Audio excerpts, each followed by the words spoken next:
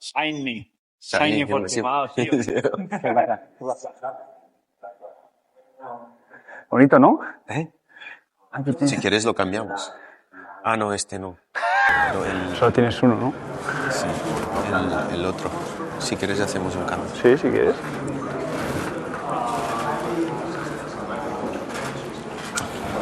Okay, ladies and gentlemen, welcome after Japan, Indonesia, Australia and Malaysia. The Motogp World Championship is back in Europe, and what a place to return from the flyaways with the Qatar Airways Grand Prix of Portugal coming from the spectacular Algarve International Circuit.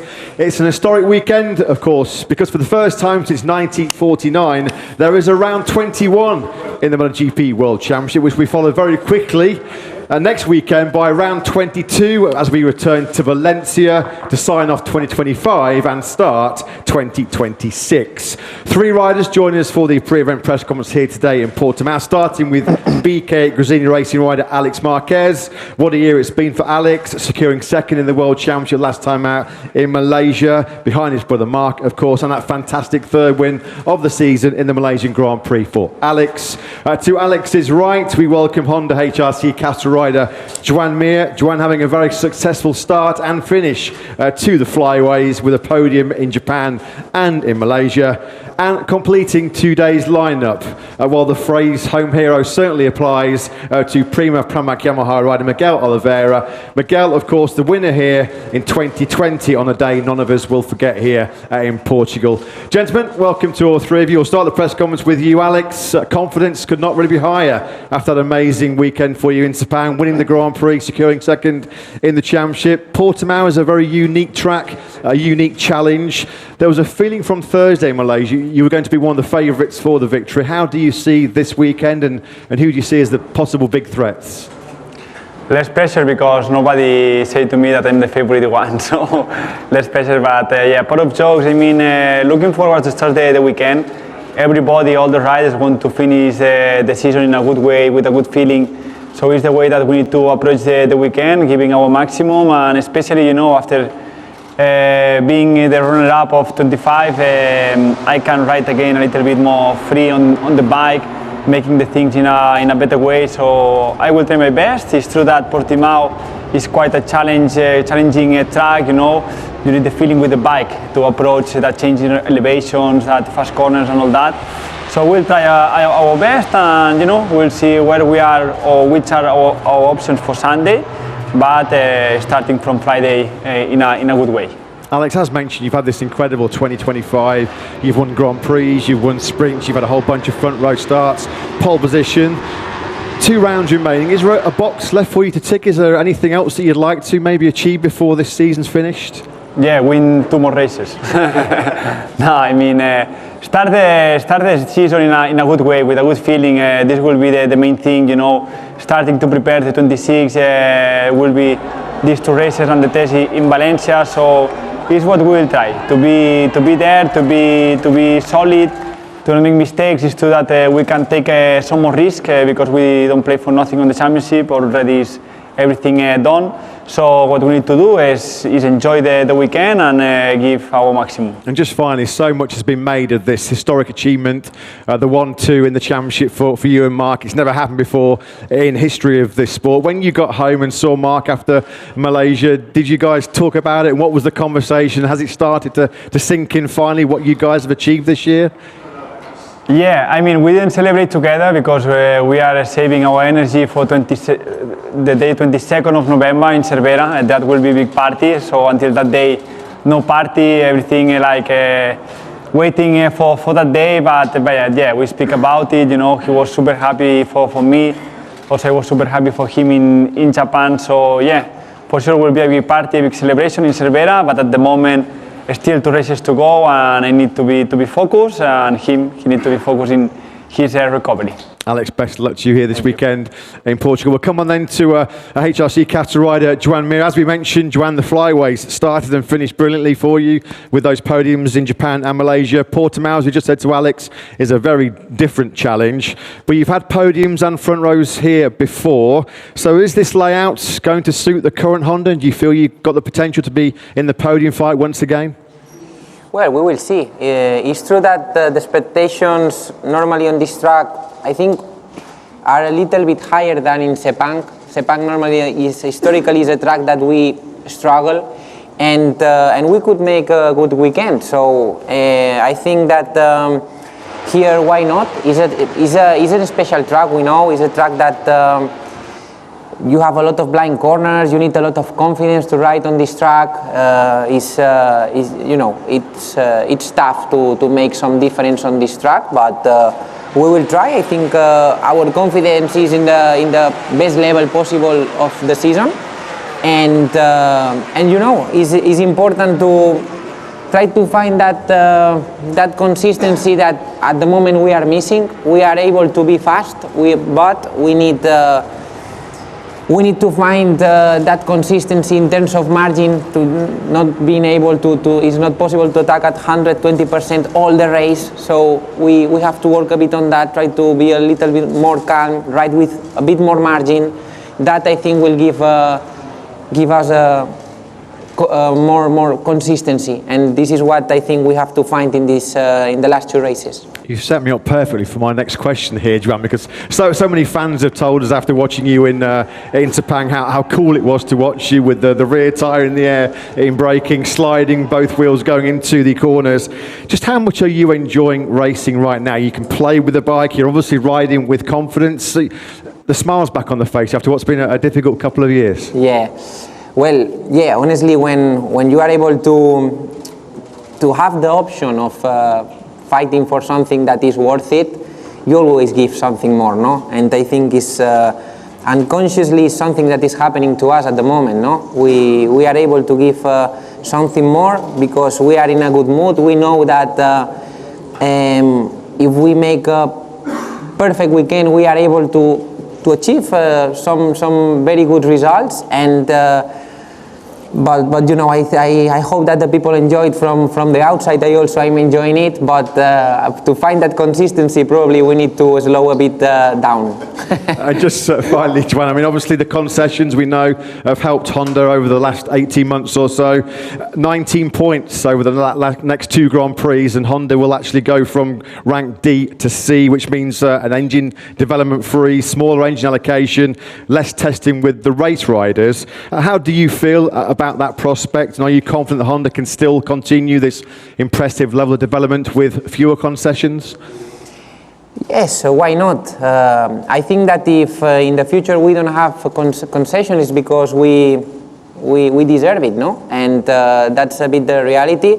I think now we were in a moment that we didn't know what to do to be fast, you know. And now I think we found a little bit that correct line, that road that is very long, but with work and everything, we can even improve our actual package. So I think that we are a bit in the way.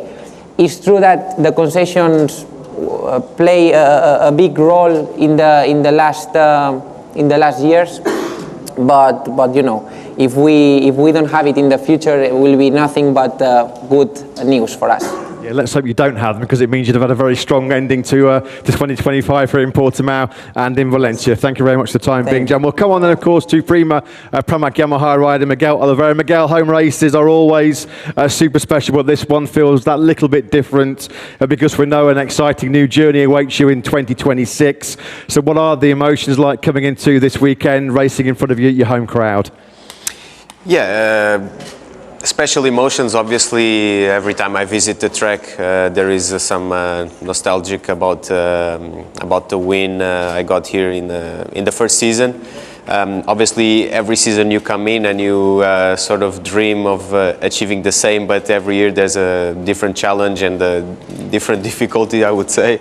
And this year is no different. Obviously, it's a major pleasure for me to come to in front of my home fans and race in Motogp. For sure, is an extra boost for me coming as the only Portuguese rider on the grid. So definitely, I will give my best as always, but this one maybe a little bit extra. There's the famous old saying in MotoGP, Miguel, never say never. Do you see this as the full closing of this chapter in your career, or do you still have ambitions one day maybe to return to MotoGP? Is there a part of you that still feels as excited as you are for this new adventure, that there's maybe some unfinished business here? Yeah, look, I think the phase for me now is to enjoy this weekend as best as possible, and I leave the future always open. I definitely don't close the door on returning here as a full rider on the grid, but for the moment there is not that opportunity for me here, so what I need to do is to focus on what I actually can do for next season and for this weekend, and the future remains open. I think every rider's ambition is to arrive to a competitive package that is able to win, as Joan said before. Also, when you see yourself in a position where you are fighting for something nicer, you are able always to give a little bit more, and that's the little bit more I'm looking for, and definitely I can find it on a home GP. And we can't let you go without talking about that unbelievable day right here 5 years ago in 2020, the first Portuguese rider in history to win in MotoGP. You've had so many great moments in your career, Miguel. Yeah. One of only a few riders that's won races in Moto3, Moto2 and in MotoGP. Two of them are sat alongside you as well. Is that day here 5 years ago, when you look back, the best moment of your career? It's definitely one of the best moments because I didn't get much wins in MotoGP. I would say only 5, but only is a very relative term, as you can imagine, in MotoGP. Especially nowadays, not easy to win a race. But it's one of the best moments of my career, definitely, to come here to Portugal. The return of MotoGP to Portugal and to be able to win it on the last race was definitely the highest moments of my career so far. Miguel, we wish you the best here this weekend. We wish you the best in 2026 and beyond, and we hope maybe one day we'll see you back here in the paddock with us one day in the future. Have a great weekend, Miguel. Gentlemen, thanks to all three of you. It's time now for questions from the floor before MotoGP Social. Thank you. Here, Borja González Dazón, a question for Miguel.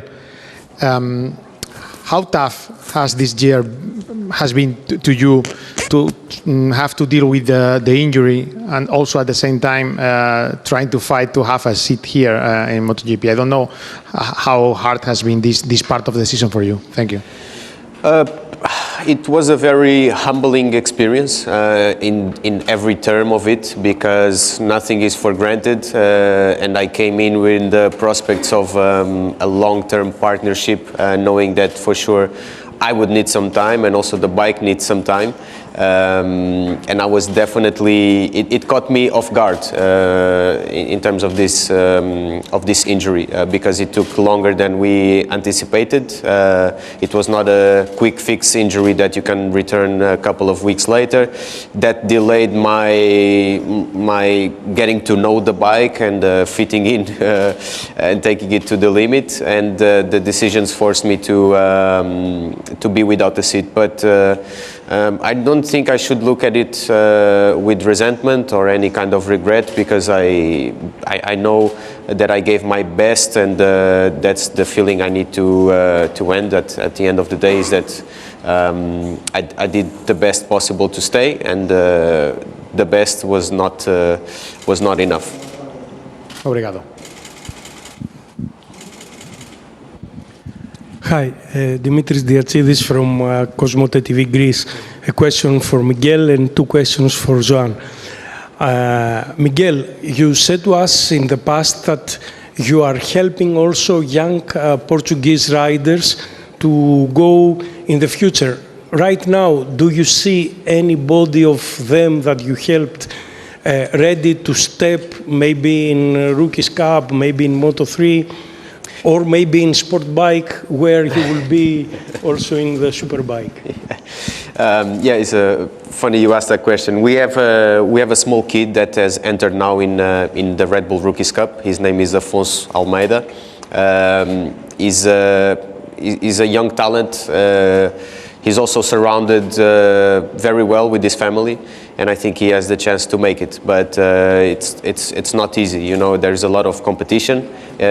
He achieved a milestone in his career, which is to have the platform to shine in this paddock with Red Bull Rookies Cup, and who knows where he might end up in the future.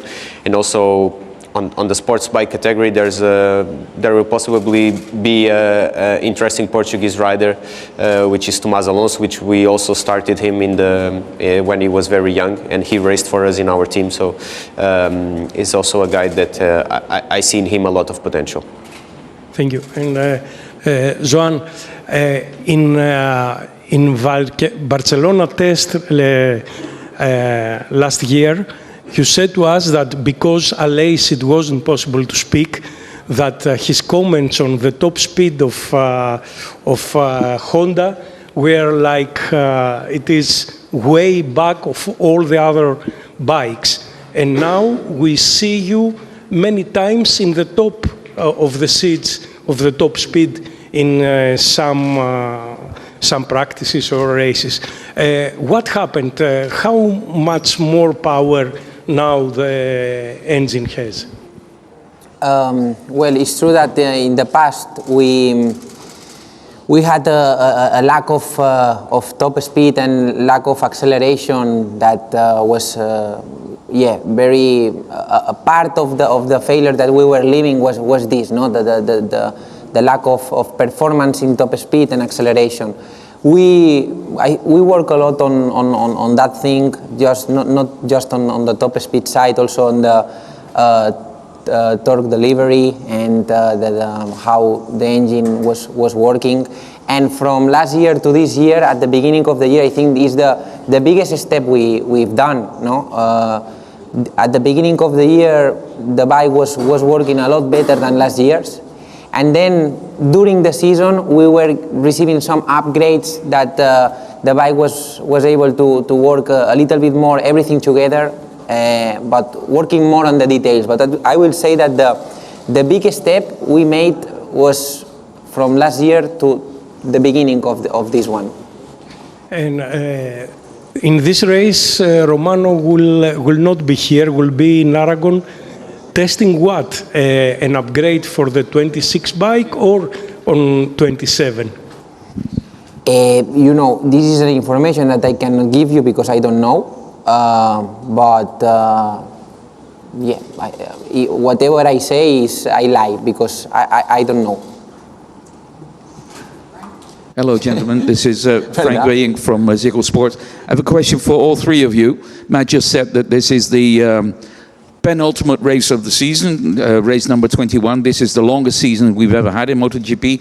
If you compare yourself to the start of the season, or maybe even the winter testing during Sepang, in what way do you feel different? I mean, do you, during the season, change your way of training, preparing for a race? Are you mentally more, let's say, tired than you were, let's say, 4 or 5 races ago? How difficult is it if you compare it to the start of the season?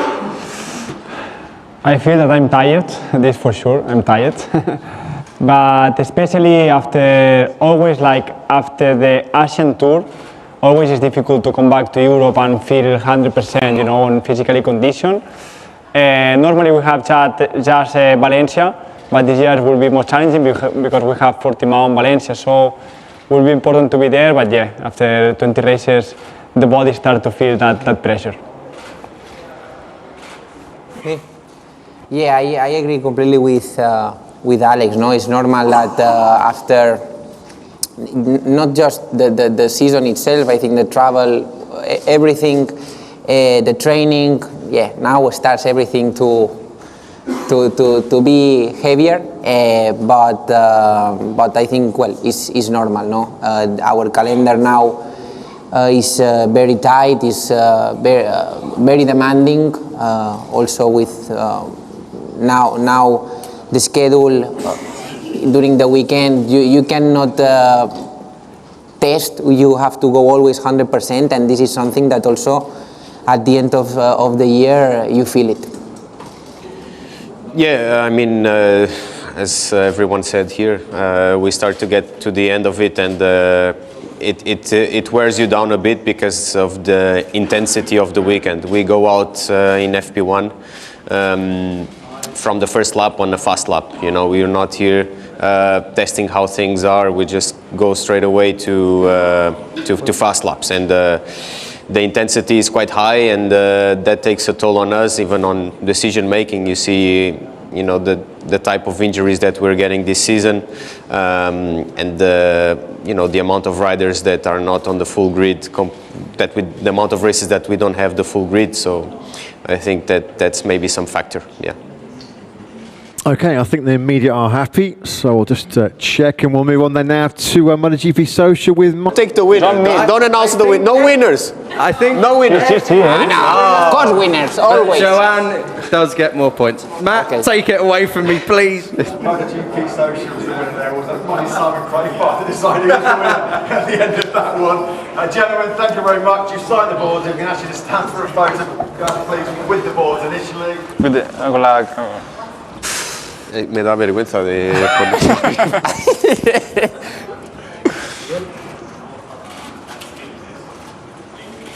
And then we'll get you to do one without the boards, guys, as well. Thank you very much.